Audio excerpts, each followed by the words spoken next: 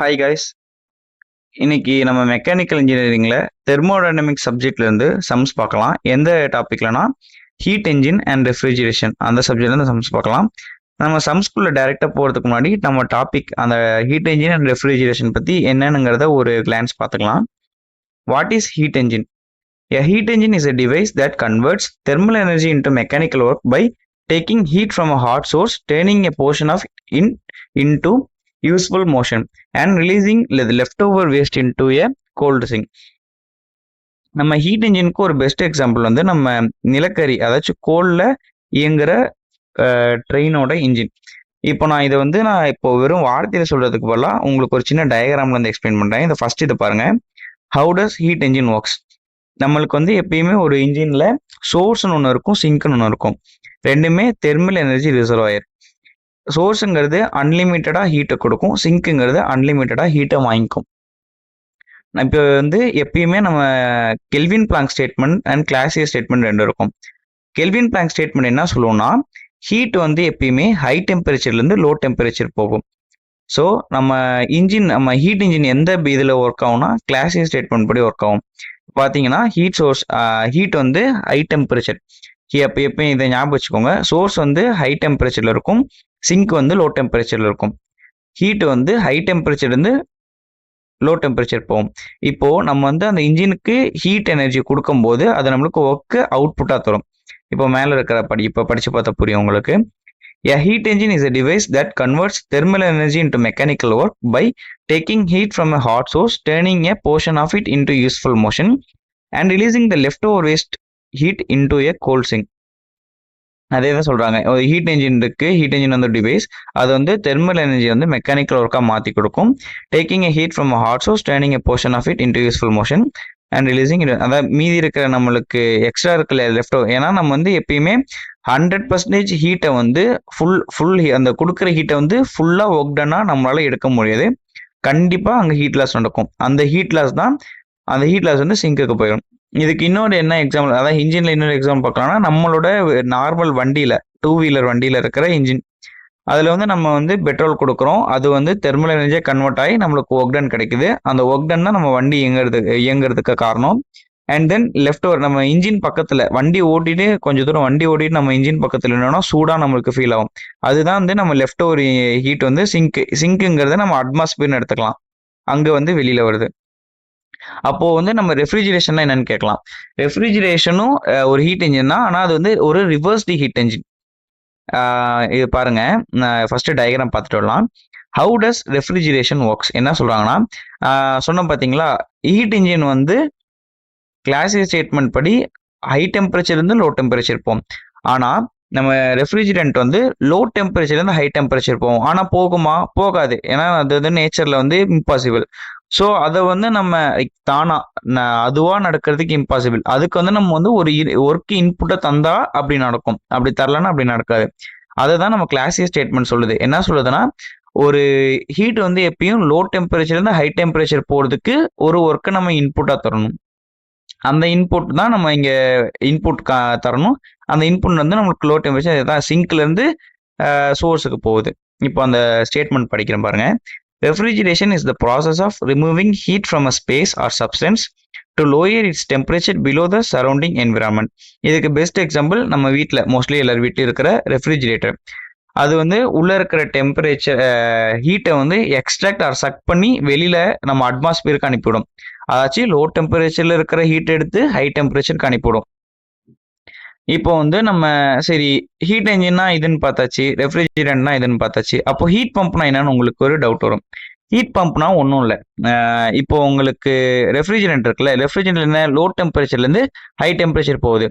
என்ன போகுது? ஹீட் போகுது. அதே மாதிரி ஹீட் பம்ப்லையும் லோ டெம்பரேச்சர்லேருந்து ஹை டெம்பரேச்சர் போகும். ஆனால் இங்கே வந்து நம்ம ஒரு இடத்த அதோட அப்ளிகேஷன் வரும். அந்த ஒரு இடத்த வந்து நீங்க கோல்டா ஜில்லுன்னு மாற்ற விருப்பப்பட்டீங்கன்னா அது அங்கே வந்து ரெஃப்ரிஜரண்ட் யூஸ் பண்ணணும். அண்ட் தென் அந்த இடத்த வந்து ஹீட் பண்ணணும்னு ஆசைப்பட்டீங்கன்னா அங்கே வந்து ஹீட் பம்ப் யூஸ் பண்ணலாம். ஓகே, இப்போ வந்து ஃபார்முலா பார்க்கலாம். ஃபார்முலா வந்து இப்போ வந்து இதுக்கு ஏன் கோஎஃபிஷியன்ட் ஆஃப் பெர்ஃபார்மன்ஸ் எழுதுவீங்கன்னு கேட்கலாம். அப்போ கார்னட் இன்ஜின்ல ஆக்சுவலா வெறும் வந்து என்ன பார்ப்போம்னா அதோட எஃபிஷியன்சி பார்ப்போம். இதில் வந்து சிஓபி கோஎஃபிஷியன்ட் ஆஃப் பெர்ஃபார்மன்ஸ் வைப்போம்.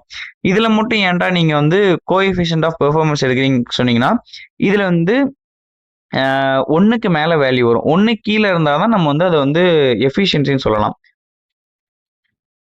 இங்கே வந்து 1க்கு மேலே எடுக்கிறதுனால அதை வந்து நம்ம கோஎஃபிஷியன்ட் ஆஃப் பெர்ஃபார்மன்ஸ் சொல்கிறோம். அது என்னன்னா work extracted divided by work input. இங்கே வந்து ஒர்க் எக்ஸ்ட்ராக்ட் என்னது, லோ டெம்பரேச்சர்லேருந்து எக்ஸ்ட்ராக்ட் பண்ணி ஹை டெம்பரேச்சர் அனுப்புகிறோம். ஸோ Q4 தான் நம்மளுக்கு ஹீட் எக்ஸ்ட்ராக்டட். அதை எழுதியாச்சா, டிவைடட் பை ஒர்க் இன்புட். நம்ம ஒர்க் இன்புட் தரோம், அது ஒர்க்கு. உங்களுக்கு டவுட் வரும், W எப்படி Q3 மைனஸ் Q4 மாறுதுன்னு சொல்லிட்டு.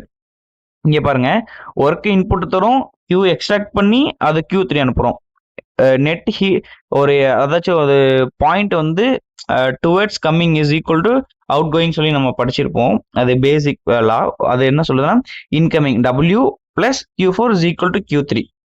ஸோ அப்போ நம்மளுக்கு என்ன ஒர்க் டன் தான் வேணும். ஸோ ஒர்க் டன் வச்சுட்டு ஒர்க் டபுளிங் வச்சுட்டு Q4 அந்த பக்கம் அமுச்சு விட்டா Q3 மைனஸ் Q4 அவ்வளோதான் எழுதியிருக்காங்க. இன் பேஸ் ஆஃப் டெம்பரேச்சர் எழுதணும்னா Q4 பதிலாக T4, Q3 பதிலாக T3 எழுதிக்கலாம். அண்ட் தென் இப்போ நம்ம சம்க்கு போனால் உங்களுக்கு வந்து சம் அண்டர்ஸ்டாண்ட் ஆகும். இந்த சம்ஸ்லாம் mostly questions and topic understand பண்ணீங்கன்னா நீங்கள் வந்து சம் ஈஸியாக போட்டுடலாம். ஒரே ஃபார்முலா, சின்ன ஃபார்முலா ஈஸியாக போட்டுடலாம். ரிவர்சிபிள் கொஸ்டின் படிக்கிறேன். Reversible heat engine operating between reservoirs at 900 Kelvin and 300 Kelvin drives a reversible refrigerator operating between reservoirs at 300 Kelvin and 250 Kelvin. The heat engine receives 1800 kilojoule heat from 900 Kelvin reservoir. The net output from the combined engine refrigerator is 360 kilojoule. Find the heat transferred to the refrigerator and the net heat rejected to the reservoir at 300 Kelvin. என்ன சொல்றாங்க, ஒரு reversible heat engine இருக்கு. எங்கன்னா ரிசர்வாய்ஸ் எதுனா 900 Kelvin 300 Kelvinக்கும் நடுவுல இருக்கு. ஏன்னா reservoir என்ன, தெர்மல் எனர்ஜி ரிசர்வாயர் சொன்னா, அந்த தெர்மல் எனர்ஜி ரிசர்வாயர் லோவா இருந்துச்சுன்னா அது வந்து சிங்க்கும், ஹையா இருந்தா அதை வந்து சோர்ஸ்னு சொல்லுவாங்க. ஸோ இங்க 2 இருக்கு, 900 300. இதுல எது கம்மி, 300 தானே கம்மி. ஸோ 300ங்கிறது சிங்க்கு, 900ங்கிறது சோர்ஸ். அது என்ன பண்ணா, இப்போ இதுல இருந்து நம்மளுக்கு ஒர்க் அவுட்புட் வருமா, அந்த ஒர்க் அவுட்புட் வந்து டிரைவ் பண்ணுது. எதை டிரைவ் பண்ணுதுன்னா ஒரு ரிவர்சபிள் ரெஃப்ரிஜிரேட்டரை அது இன்புட் ஒர்க் இன்புட்டை தந்து அதை வந்து வேலை செய்ய வைக்குது. பிட்வீன் அதோட 2 எதுனா 300 Kelvin 250. இதுல வந்து நம்மளுக்கு கம்மி எது 250. ஸோ அது சிங்க்கு, 300 வந்து நம்மளுக்கு source. The heat engine receives 1800 kilojoule heat from 900 Kelvin reservoir. அப்போ ஹீட் என்ஜின்ல வந்து 900 Kelvin அங்க இருந்து அந்த சோர்ஸ்ல இருந்து 1800 ஹீட் கிடைக்குது நம்மளுக்கு, அதாச்சும் Q. The net output from the combined engine refrigerator is 360 kilojoule. இப்போ மொத்த ஒர்க் அவுட்புட் வந்து என்ன நம்மளுக்கு வந்து ஃபர்ஸ்ட் இது வந்து உங்களுக்கு நான் டயக்ராம்ல சொல்றேன். Find the heat transfer to the refrigerator. Heat வந்து எவ்வளோ ட்ரான்ஸ்ஃபர் ஆயிருன்னு கேட்டிருக்காங்க. ஹீட் ட்ரான்ஸ்ஃபர் டு த ரெஃப்ரிஜிரேட்டருக்கு எவ்வளோ போய் இது பண்ணுன்னு கேட்குறாங்க. And then heat rejected to the reservoir எவ்வளோன்னு கேட்குறாங்க.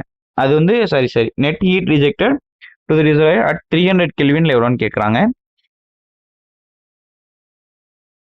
இப்போ நம்ம வந்து கிவன் பார்க்கலாம். இங்க வந்து எல்லாமே ஸ்ட்ரெயிட்டா கெல்வின்லேயே கொடுத்ததுனால நம்ம பிரச்சனை இல்லை. இஃப் அவங்க வந்து அதை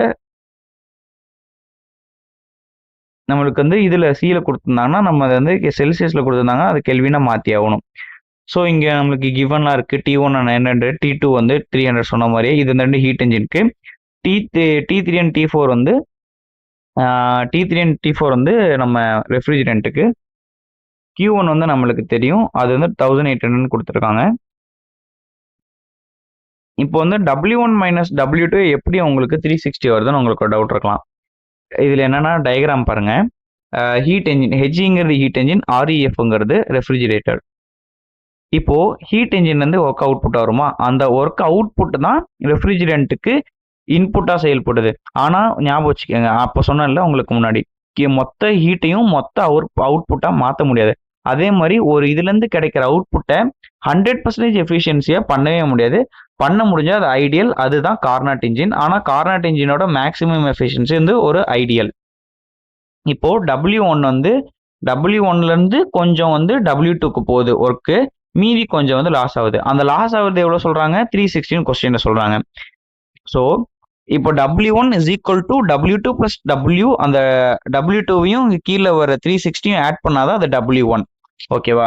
அப்போ வந்து நம்மளுக்கு W என்ன, அதுலேருந்து W, இப்போ W 360னா என்னன்னு பார்த்தீங்கன்னா W1லேருந்து W2 போய் மீதி இருக்கு. இப்போ W1 வந்து ஒரு 10 வச்சுக்கோங்களேன், W2 வந்து ஒரு W2 வந்து ஒரு 2 வச்சுக்கோங்க. 10லேருந்து 2 போச்சுன்னா 8. அப்போ நம்மளுக்கு 8 வெளியில வருது. அப்போ 8 + 2 W1 வருமா? குழப்பறேன்னு நினைக்கிறேன். W1 வந்து 10ன்னு வச்சுக்கோங்க. 10 நம்மளுக்கு ஒரு அவுட்புட் கிடைக்குது. அதுல இருந்து 8 கீழையும் 2 அங்கேயும், இல்ல வந்து W2 8ம் அந்த 360